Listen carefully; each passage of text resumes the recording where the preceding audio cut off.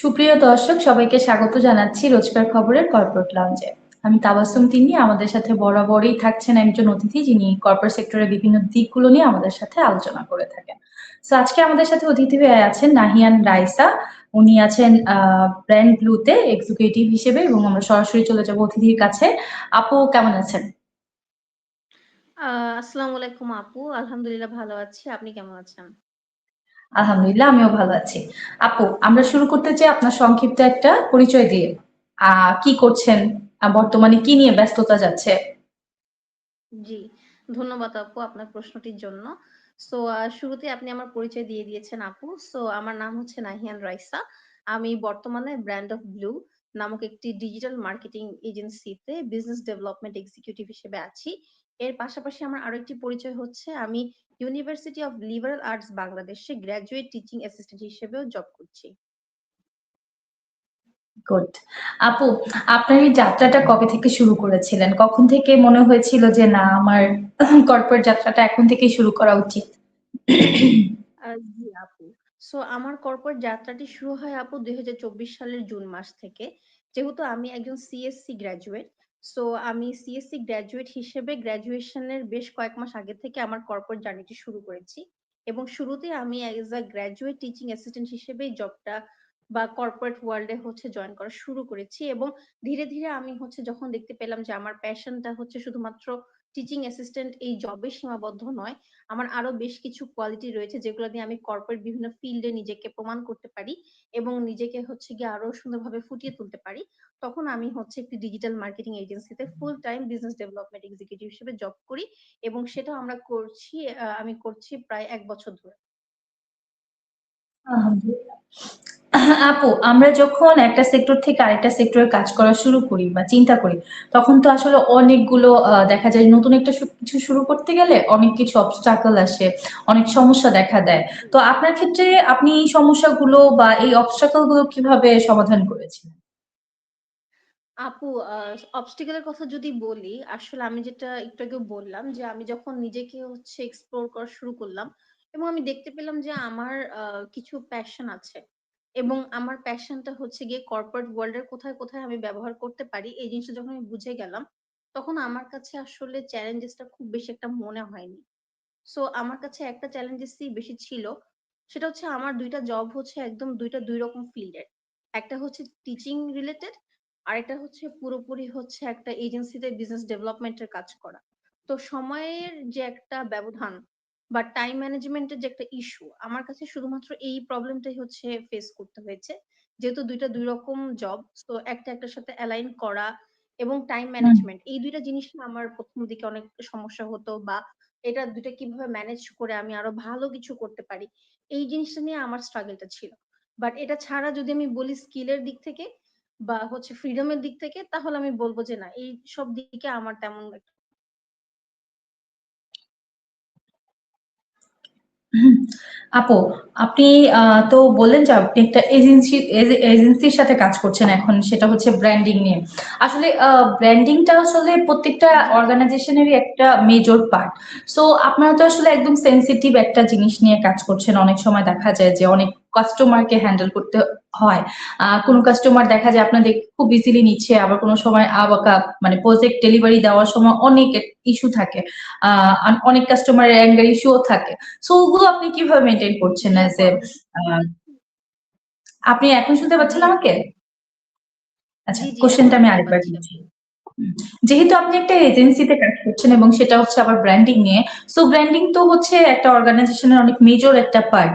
So দেখা যায় যে অনেক সময় অনেক জি, প্রজেক্ট ডেলিভারি দিতে গিয়ে আপনার অনেক কাস্টমারকে হ্যান্ডেল করতে হয়। কোনো কাস্টমার হয়তো বা অনেক শান্ত থাকে, আবার কোনো কাস্টমার হয়তো বা অ্যাঙ্গার ইস্যুস থাকে। সো এগুলো কিভাবে মেনটেন করছেন আপনি?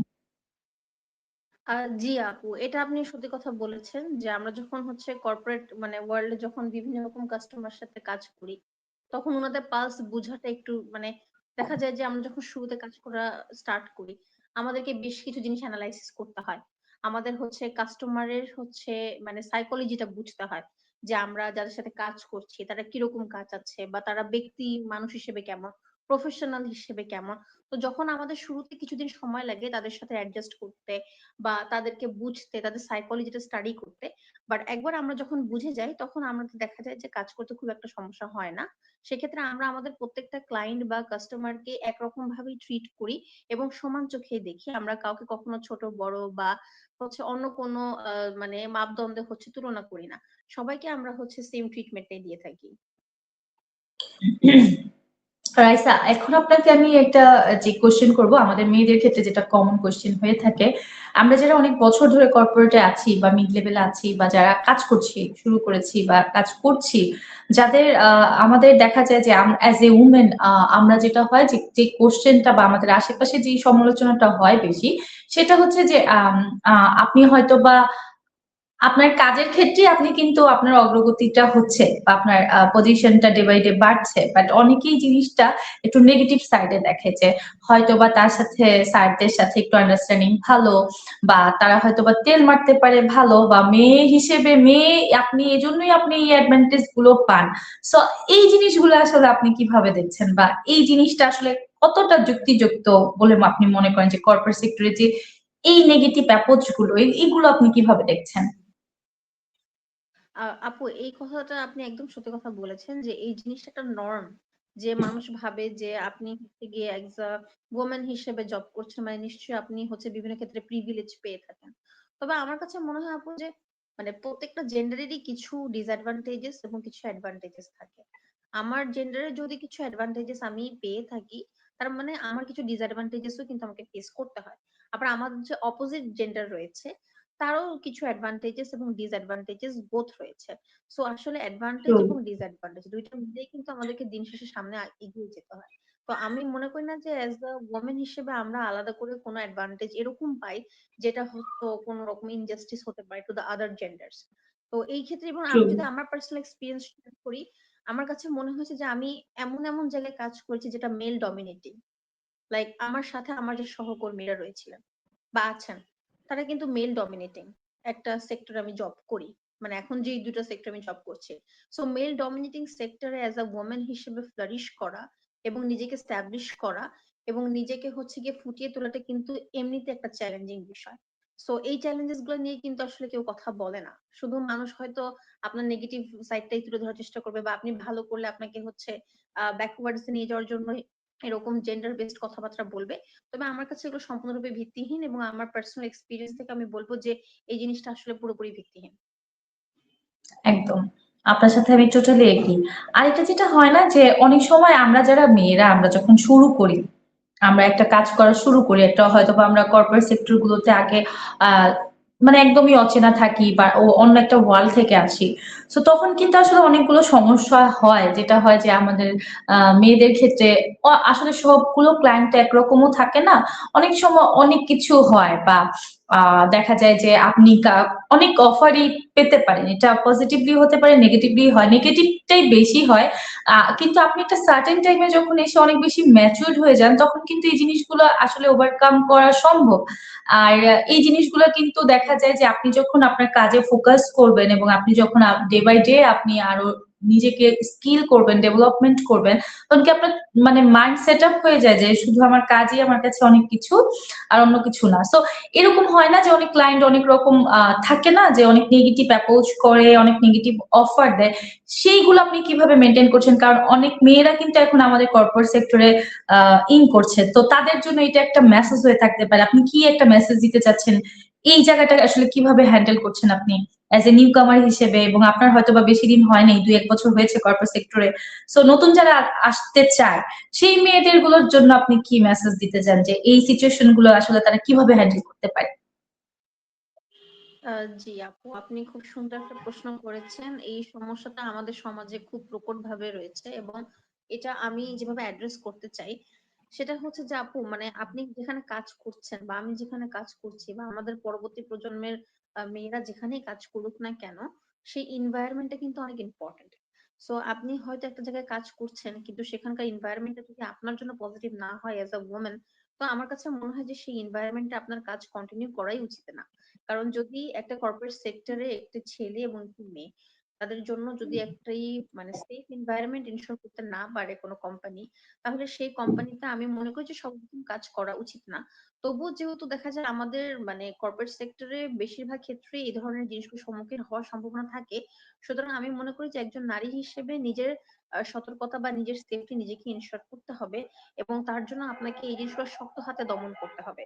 কারণ এই জিনিসগুলো এমন একদম। কিছু বিষয় যেগুলো খুবই ইনটলারেবল, এবং এই জিনিসগুলোকে কোনোভাবেই মানে মানে এমন ভাবে জিনিসগুলোকে হ্যান্ডেল করা উচিত যেন হচ্ছে তারা কোনো কিছুতে লাই না পায়, এবং খুব শক্তভাবে হ্যান্ডেল করতে হবে। নিজেকে কোনোভাবে ব্লেম করা যাবে না ফর এনিথিং, কারণ আপনি অ্যাজ আ ওমেন হিসেবে রাইসা, যদি অনেক প্রতিরোধ না sorry to করেন। interrupt, অনেক সময় হয় না যে আমরা অনেক মেয়েরাই মনে করি যে আসলে এই সত্য কথাটা বললে বা আমি যদি প্রতিবাদ করি হয়তো বা আমার জবটা নাও থাকতে পারে। সো অনেকে কিন্তু অনেক ভয়ের কারণে অনেক সময় মুখ খুলতে চায় না। সো আমার মনে হয় যে আপনার সাথে যখনই যেই পয়েন্টেই একটা মানে আপনার সাথে কোনো একটা নেগেটিভ কোনো কিছু হবে, আমার মনে হয় তৎক্ষণাৎ ওই সময়টা থেকেই নিজেকে হ্যান্ড রাইজ করা উচিত।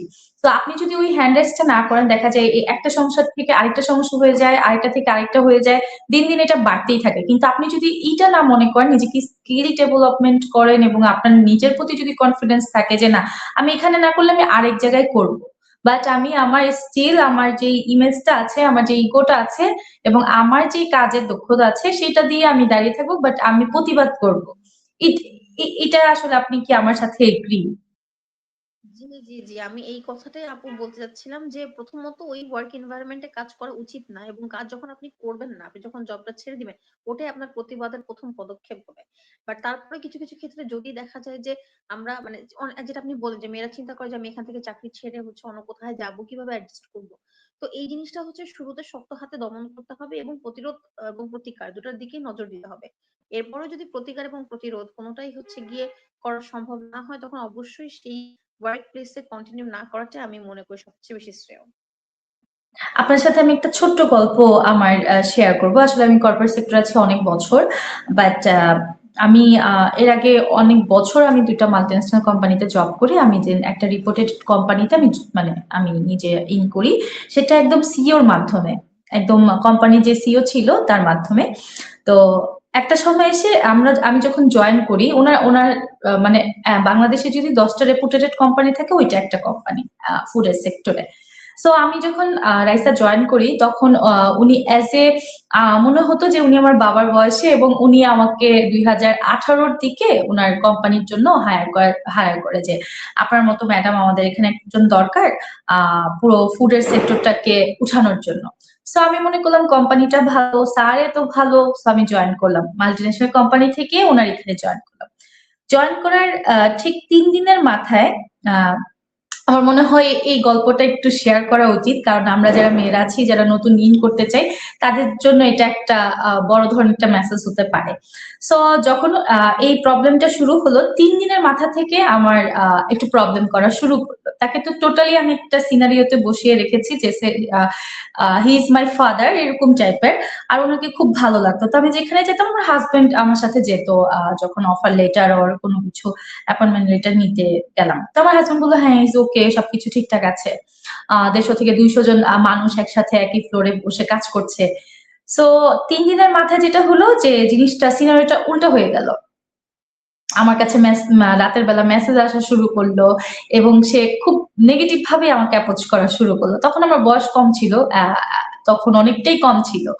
সো দেখা যায় যে 3-4 দিনের মাথায় আমি খুব হতাশ হয়ে গেলাম যে আসলে মাল্টিন্যাশনাল কোম্পানি থেকে এখানে আসলাম, সো আমি কোথায় আসলাম, কোথায় কোথায় জয়েন করলাম, এবং যাকে বাবার মতো দেখলাম সেরকম অ্যাটিটিউড। আমি প্রতিদিন রাতে না খালি এগুলা চিন্তা করতাম। তো এর মাঝখানে আমার মোবাইলে ঠিক রাত 3টার দিকে একটা মেসেজ আসলো, সেটা আবার আমার হাজবেন্ডের চোখে পড়লো। তা আমি তো সচরাচর প্রতিদিন এসে আমার হাজবেন্ডের সাথে আমি সরাসরি এগুলো আমি শেয়ার করতাম যে অফিসে কি হচ্ছে বা কি।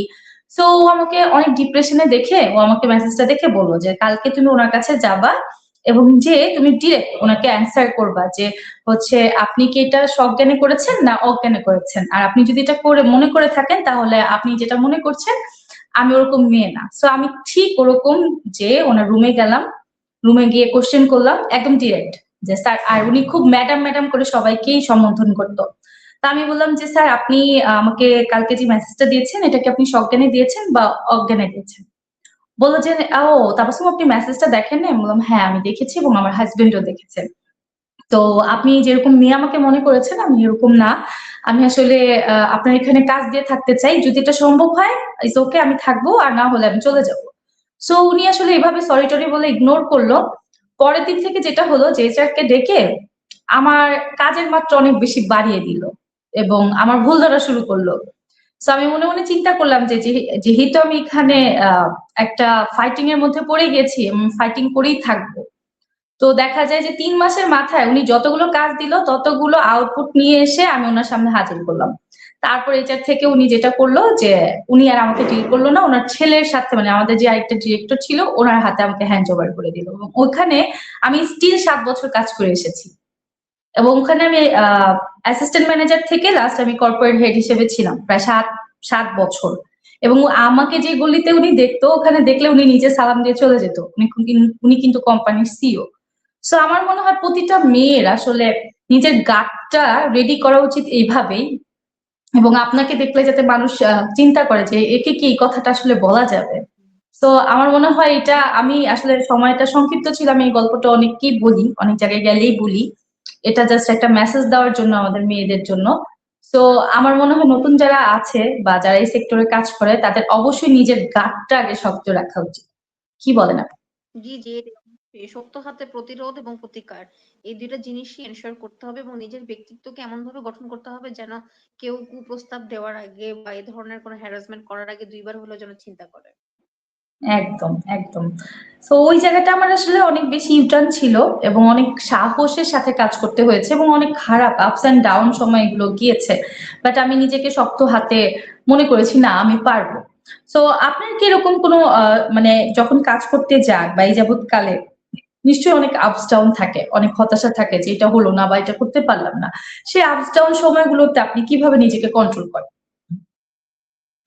আ আপু এই জিনিসটা হচ্ছে এটা খুব সত্যি একটা কথা। মানে আমরা আসলে যেরকম কর্পোরেট সেক্টরে আছি, আমাদের প্রতিদিনই কিছু না কিছু এমন ফেস করতে হয় যেটা আমাদেরকে মেন্টালি ফ্রাস্ট্রেটেড করে দেয়। মানে এখানে যেমন সাফল্যের গল্প আছে ঠিক তেমন হচ্ছে আপনার ফ্রাস্ট্রেশন বা হচ্ছে বিষণ্ণতার গল্প আছে। তো আমাদের প্রতিদিনই এরকম কিছু না কিছু জিনিস হ্যান্ডেল করতেই হয় প্রফেশনাল লাইফে যেখানে হয়তো আমার মনে হচ্ছে যে আসলে আমার দ্বারা হচ্ছে না কাজটা ঠিক মতো বা আমি করে উঠতে পারছি না বা পারিপার্শ্বিকতা সব দিক থেকে বিবেচনা করে আমি হয়তো সবকিছু ব্যালেন্স করতে পারছি না, ম্যানেজ করতে পারছি না। তো এই সময়গুলোতে আমি জাস্ট একটা জিনিসই হচ্ছে নিজের মাথার মধ্যে রাখি যে আমাকে এটা চিন্তা করতে হবে যে না, আমাকে আসলে পারতেই হবে। কারণ আমার পারা ছাড়া আর কোনো উপায় নেই। আমি যদি নিজেকে শক্ত না করি এবং আমি যদি হচ্ছে মাথা তুলে না দাঁড়াই, তাহলে সেক্ষেত্রে আমি হচ্ছে কিছুতেই নিজেকে হচ্ছে গড়ে তুলতে পারবো না। এবং আমি যদি এখান থেকে ভেঙে পড়ি তাহলে আমি সামনে কোনোদিনও এগিয়ে যেতে পারবো না। তো সবসময় এই মোটিভেশনটাই নিয়ে হচ্ছে এগিয়ে যাওয়ার চেষ্টা করি। যত কঠিন সিচুয়েশন আসুক না কেন চেষ্টা করি যে নিজেকে আসলে ভালোভাবে যেন সামনের দিকে এগিয়ে নিয়ে যেতে পারি। সব চ্যালেঞ্জেস যেন ফেস করে একটি হচ্ছে নিজেকে তুলে সামনে এগিয়ে নিয়ে যেতে পারি এবং আলহামদুলিল্লাহ এরকমই হয় যে যখন নিজেকে আবার মানে রিমোটিভেট করি এবং মোটিভেশনের থ্রুতে সামনে এগিয়ে যাওয়ার চেষ্টা করি তখন সবকিছু ধীরে, ধীরে আবার মনে হয় যে না এখন আবার সবকিছু আগের মতো ঠিক হয়ে যাচ্ছে। আচ্ছা, আমরা এখন যে কোয়েশ্চেনটা আপনাকে করব সেটা হচ্ছে এখন দেখেন অনেক কিন্তু ইউটিউবে অনেক ট্রেনিং থাকে বা অনেক সেশন থাকে বা আমরা যখন যে কাজটা না পারি আমরা এআই ব্যবহার করছি, চ্যাটজিপিটি ব্যবহার করছি, জিমিনি ব্যবহার করছি। আমাদের সময় যেটা ছিল আরো বিগত ১০ বছর আগে যদি চলে যাই বা ১৫ বছর আগে যদি চলে যাই, এত কিন্তু সহজ ছিল না কাজগুলো। সো আপনি এই আগের সময়টা বা এখনকার সময়টা কিভাবে দেখছেন? জি আপু। মানে আমি আসলে যেই জেনারেশন থেকে আপু বিলং করি, আমার ক্ষেত্রে যেটা হয় যে আমার ক্ষেত্রে দুটো জিনিসই মানে আ আমরা এরকম একটা জেনারেশন যেখানে আমরা ওই জিনিসটা যে এআই এর আগের জেনারেশনটা ওইটাও ফেস করে আসছি এবং এআই এর পরবর্তী যে সময়টা দুটোই আমরা এখন ফেস করছি। সো এই যে ট্রানজিশনটা এটা আমি বলব যে একই সাথে কনস্ট্রাকটিভ এবং ডিস্ট্রাকটিভ দুটাই। কনস্ট্রাকটিভ ইন আ সেন্স যে এখন আমাদের কর্পোরেট বলেন বা হচ্ছে একাডেমিক বলেন ২ দিকে কিন্তু আমাদের কাজগুলো এখন আগের থেকে অনেক ইজিলি আমরা করতে পারছি বা অনেক হচ্ছে সুন্দর করে গুছিয়ে কম সময়ের মধ্যে প্রোডাক্টিভিটির সাথে হচ্ছে করতে পারছি। সেই দিক থেকে যদি আমি চিন্তা করি তাহলে এটা অবশ্যই একটা ভালো দিক কনস্ট্রাকটিভ ওয়ে। কিন্তু যদি আবার ডিস্ট্রাকটিভ বলি তাহলে এআই এর বেশ কিছু নেগেটিভ দিক আছে যেটা আমরা সবাই জানি।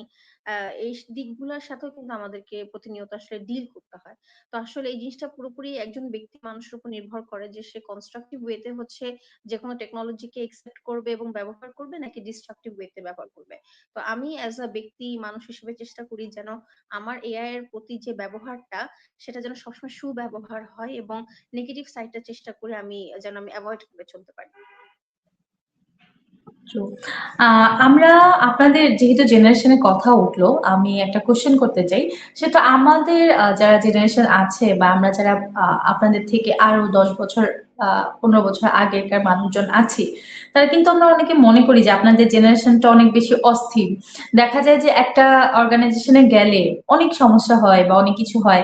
তারা কিন্তু হুট করে অনেক সুইচ করে। দেখা যায় যে এই কোম্পানিতে ৩ মাস, ওই কোম্পানিতে ৪ মাস বা কোনো কোম্পানিতে ৬ মাস, কোনো কোম্পানিতে ১ বছর। এরকম আমার দেখাও হয়েছে। সো আপনি কি মনে করেন এই সুইচ করাটা আসলে মানে এই সুইচ করাটা আসলে কি নেগেটিভ ওর পজিটিভ? আর অনেক সময় মনে করে আপনাদের জেনারেশনে যারা যে আমি হয়তোবা ৩-৪ মাস ওখানে কাজ করেছি, অনেক কিছু নলেজ গেদার করেছি, এখন আমার টাইম টু আরো ভালো কিছু করার। সো আমরা যারা ছিলাম আগের আপনাদের জেনারেশনের ব্যাকডেটের, তারা যেটা আমরা চিন্তা করতাম যে আসলে এখানে আমি শিখেছি, আমার আরো কিছু শিখার আছে, দেন আরো এক্সপিরিয়েন্স হয়ে বা ২-৩ বছর আগে আমি আমার কোনো কোম্পানির বা কোনো জায়গায় মুভ করব না। সো এই জিনিসগুলো আপনি কিভাবে দেখেন আপনাদের জেনারেশন আর আমাদের জেনারেশনের মাঝখানে? জি। সো আপু আমি যদি একজন মানে ব্যক্তিগতভাবে যদি আমার ওপিনিয়নটা আমি শেয়ার করি তাহলে আসলে আপু এই জিনিসটা দুটো মানে ভালো দিক খারাপ দিক দুটোই আছে। মানে আমি নিজের পার্সোনাল এক্সপিরিয়েন্স থেকে যদি বলি আমি মানে যে আমার যে টিচিং অ্যাসিস্ট্যান্টের জবটা এটা আমি ২ বছর ধরে কন্টিনিউ করছি এবং আমার বিজনেস ডেভেলপমেন্ট এক্সিকিউটিভের জার্নিটাও ১ বছর হয়ে গেছে অলমোস্ট। তো দুই দিক থেকে যদি আমি চিন্তা করি তাহলে আমার ক্ষেত্রে মনে হয় যে আমি যেখানে জয়েন করি না কেন আমাকে অবশ্যই সাস্টেনেবিলিটি এই জিনিসটা হচ্ছে মানে মেনটেন করতে হবে যে আম আমি যদি আমার সিভিতে প্রতি ৩ মাসে একটা, একটা করে জব এক্সপেরিয়েন্স দেখাই, এটা কিন্তু এইচআররা ভালোভাবে নাও নিতে পারেন। বা যারা আমার রিক্রুটার আছেন তারা ভালোভাবে নাও নিতে পারেন যে আমি এত ঘন, ঘন কেন হচ্ছে জব সুইচ করি। তো আমার কাছে মনে হয় এই জিনিসটাতে একটু সাস্টেনেবিলিটি আ এনশিওর করা উচিত যেন আপনি যে অর্গানাইজেশনে যান না কেন এট লিস্ট মিনিমাম ১ থেকে ২ বছর আপনার যদি সুইচ করার পরিকল্পনা থাকে সেটা ভিন্ন। বাট তাছাড়া যদি আপনি কিছু শিখে বের হতে চান এবং একটি ভালো এক্সপেরিয়েন্স নিয়ে বের হতে চান তাহলে অবশ্যই আপনাকে ১ থেকে ২ বছর সেখানে কন্টিনিউ করা উচিত এবং এর পরবর্তীতে যদি আপনার মনে হয় যে না আপনার গ্রোথটা আর এখান থেকে আসছে না, আপনি একটা জায়গায় স্টাক করে গিয়েছেন, you need something different or মানে রিফ্রেশিং, তখন আপনি চাইলে সুইচ করতে পারেন। তবে এরকম ঘন, ঘন ২-৩ মাস জব করে সুইচ করাটা আমি মনে করি না যে এটা আসলে কোনো মানে বুদ্ধিমত্তার লক্ষণ। একদম ট্রু। আপু, এই আ এই পর্যায়ে এসে আমি একটু তিতা প্রশ্ন করব আপনাকে। সেটা হচ্ছে এই আ মানে যত যাবৎ কালেই আপনি কাজ করছেন, আ আপনি কি কখনো কর্পোরেট পলিটিক্স এর শিকার হয়েছেন এবং কর্পোরেট পলিটিক্স টা কিভাবে এখান থেকে আপনি নিজেকে অতিক্রম করেছেন? বা হয়েছে কি আপনার সাথে এরকম কিছু? জি, অবশ্যই আপু। কর্পোরেট পলিটিক্স এর কথা যদি বলি তাহলে অবশ্যই এই ধরনের জিনিসের সম্মুখীন আমরা হয়ে থাকি। এবং সত্যি কথা বলতে মানে যেটা আপনি মানে প্রশ্ন করলেন, তার দ্বিধা সত্য এটাও যে আমরা যে কর্পোরেট মানে মানে পলিটিক্স এর শিকারটা হই এটা কিন্তু খুব বেশিরভাগ সময় আমাদের কলিগ যারা আমাদের খুব আপনজন মানে আমরা এজ এ ফ্যামিলি হিসেবে হয়তো উপর থেকে বলি যে আমরা এজ এ ফ্যামিলি হিসেবে জব করি, কিন্তু আমাদের পলিটিক্স গুলো এরকম ইন্টারনাল ভাবে হয়ে থাকে যে অনেক সময় দেখা যায় নিজের কলিগদের কাছ থেকেই বা নিজের সিনিয়রদের কাছ থেকেই হচ্ছে কি আপনাকে এই ধরনের মানে পলিটিক্স এর শিকার হতে হবে যখন তারা দেখবে যে আপনি খুব দ্রুত উপরে উঠে যাচ্ছেন বা আপনার গ্রোথটা ভালো বা আপনার প্রশংসা হচ্ছে, তারা জিনিসটা নিতে না পেরে তারা দেখা যায় যে আপনারই পিছনে বা সামনে এ ধরনের কিছু অ্যাক্টিভিটি করবে যেটা হচ্ছে পলিটিক্স এর আন্ডারেই পড়ে এবং এই ক্ষেত্রে আমাদের খুব ডিমোটিভেশন কাজ করে। মানে আমরা যারা ধরেন খুব ক্লিন ইমেজ নিয়ে কাজ করতে চাই এবং পলিটিক্স না করে সেই সময়টা হচ্ছে বরবাদ না করে প্রোডাক্টিভিটি দিয়ে হচ্ছে এগিয়ে যেতে চাই তাদের জন্য এটা খুবই মানে অবস্ট্রাকশন হচ্ছে গিয়ে ক্রিয়েট করে এবং অবস্টিকল হিসেবে মনে হয় তখন যে খুব ডিমোটিভেটেড ফিল হয়। ট্রু। আপু, নতুনদের জন্য আপনার কি পরামর্শ থাকবে যারা নতুন পড়াশোনা শেষ করে একদমই চাকরির জন্য প্রিপারেশন নিচ্ছে, তাদের জন্য আপনার কি পরামর্শ থাকবে? জি, অবশ্যই। আমি যদি প্রথমত একজন নারী হিসেবে যদি আমি বলি, তাহলে আমি অবশ্যই আমার মানে পরবর্তী প্রজন্ম বা আমার সমপ্রজন্মের যারা রয়েছে, সকলকে আমি একটা কথাই বলবো যে অবশ্যই নিজের পায়ের তলে মাটি আনতে হবে এবং তার জন্য শুধু পড়াশোনা করে গ্রাজুয়েশন করলেই হবে না। চাকরিতে অবশ্যই জয়েন করতে হবে এবং চাকরি অথবা ব্যবসা যেটাই হোক না কেন কিছু একটা করে নিজের পায়ের তলায় মাটি আনতে হবে এবং নিজেকে গড়ে তুলতে হবে। সেক্ষেত্রে আমাদের যে বাংলাদেশের নরমটা যে আমরা চাকরি করব না, আমরা হয়তো অন্য কোনো প্ল্যানস করি, মানে যে আমার নিজের সেলফ আর্নিং বা সেলফ সাফিসিয়েন্ট না হওয়ার মেন্টালিটি যদি থেকে থাকে আমাদের অনেক মেয়েদের মধ্যে, সেই জিনিসটা থেকে আমাদেরকে অবশ্যই ওভারকাম করতে হবে। আর যদি আমি ইন জেনারেল বলি তাহলে আমার কাছে এটাই মনে হবে যে আমাদের মানে পরবর্তী প্রজন্মের হাত ধরেই কিন্তু গিয়ে আমাদের দেশের উন্নতি হবে, দেশ এবং জাতির উন্নতি হবে। সুতরাং দেশ ও জাতির উন্নতি যদি আমাদেরকে করতে হয় আমাদেরকে অবশ্যই নিজেদেরকে গড়ে তুলতে হবে, সেটা ছেলে হোক বা মেয়ে হোক, এবং খুব সুসংগঠিত ভাবে গড়ে তুলতে হবে যেন আমরাও পরবর্তীতে যে এরকম কর্পোরেট পলিটিক্স বা নিজেদেরকে অ্যাজ আ ফেলিয়ার হিসেবে না দেখে কিভাবে মাথা তুলে বাঁচতে পারি এবং সমাজে একটি অবস্থান গড়ে তুলতে পারি সেই দিকে আমাদের সকলেরই মনোযোগী হওয়া উচিত। ও, আমরা একদমই শেষ পর্যায়ে চলে এসেছি। নিজেকে আরো ৫ বছর পর কোথায় দেখতে চান? ভবিষ্যৎ পরিকল্পনা কি আপনাকে নিয়ে? জি, জি, অবশ্যই। সুতরাং আপু আমি যদি বলি যে আমার ভবিষ্যৎ পরিকল্পনা কি, তাহলে আমি বলতে পারি যে আমি এখনো কর্পোরেট সেক্টরে নিজেকে এক্সপ্লোর করছি বিভিন্ন ক্ষেত্রে। দেখছি যে কোন জিনিসটা আমার জন্য সুইটেবল। তবে এই মুহূর্তে এখানে দাঁড়ায় আমি যদি কয়েক বছর পরের কথাও বলি, তাহলে আমি আমার নিজেকে একজন সফল নারী হিসেবে দেখতে চাই, যে কর্পোরেট সেক্টরে হোক বা একাডেমিক সেক্টরে, যেই সেক্টরে যাই না কেন, যেন নিজেকে একজন সফল ইন্ডিভিজুয়াল হিসেবে গড়ে তুলতে পারি এবং দেশ ও জাতির কল্যাণে অবদান রাখতে পারি এবং নিজেকে এমন একটা জায়গায় নিয়ে যেতে চাই যেখান থেকে আমার পরিবার পরিজন এবং আমার বন্ধু বান্ধব এবং আমি নিজে নিজেকে নিয়ে গর্ববোধ করতে পারি। একদম আপনার জন্য রইল শুভকামনা এবং আপনার যে স্বপ্নটা সেটা যাতে ফুলফিল হয়। আমাদের এই প্ল্যাটফর্মে এসে আমাদের সাথে কথা বলতে পেরে আপনার কেমন লাগলো? Thank you so much for inviting me. আমি প্রথমত এই কথাটাই বলবো কারণ এটা আমার জন্য সম্পূর্ণ নতুন একটা এক্সপিরিয়েন্স এবং আপনার সাথে এতক্ষণ কথা বলতে পেরে এবং নিজের এক্সপিরিয়েন্স শেয়ার করে এবং আপনার মুখ থেকে আপনার এক্সপিরিয়েন্স জানতে পেরে আমার নিজেকে খুব মানে সৌভাগ্যবতী মনে হচ্ছে যে আমি আসলে এই জিনিসটা এক্সপিরিয়েন্স করতে পারলাম। কারণ আমার মনে হয় যে সবাই এই জিনিসটা এক্সপিরিয়েন্স করতে পারে না। সুতরাং আমি যে তাদের মধ্যে একজন, এটা চিন্তা করে আমার খুবই ভালো লাগছে এবং আমাকে ইনভাইট করার জন্য অনেক অনেক অনেক বেশি ধন্যবাদ আপনাকে। এবং আমি আশা করছি যে আপনিও অনেক বেশি ভালো থাকেন। আপনি কর্পোরেট ওয়ার্ল্ডে অনেক সফলতার সঙ্গে এগিয়ে যাচ্ছেন।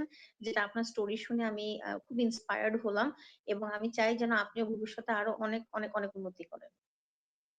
Thank you. আপু, আপনাকে অনেক বেশি ধন্যবাদ। আপনার মূল্যবান সময় থেকে এসে আমাদের সাথে আপনার এই সময়টা দিয়ে আপনার এক্সপেরিয়েন্স গুলো শেয়ার করার জন্য। আমি আশা করি আপনার যে আহ, গল্পগুলো ছিল সেটা নতুনদের জন্য অনেক বেশি ইন্সপায়ার হয়ে থাকবে। আর আপনাকে অনেক অনেক বেশি ধন্যবাদ আমাদের রোজকার খবরের কর্পোরেট লাউঞ্জের পক্ষ থেকে। অনেক বেশি ভালো থাকবেন আপনি এবং আপনার অনেক বেশি সাফল্য কামনা করছি আমরা। ধন্যবাদ। থ্যাংক ইউ সো মাচ আপু, আপনিও ভালো থাকবেন। সুপ্রিয় দর্শক, আমরা প্রতি সপ্তাহে এমন কিছু ব্যক্তিত্ব নিয়ে আপনাদের মাঝে হাজির হয়ে যাব। সে পর্যন্ত ভালো থাকুন, সুস্থ থাকুন আর চোখ রাখুন রোজকার খবরের কর্পোরেট লঞ্চে। আল্লাহ হাফেজ।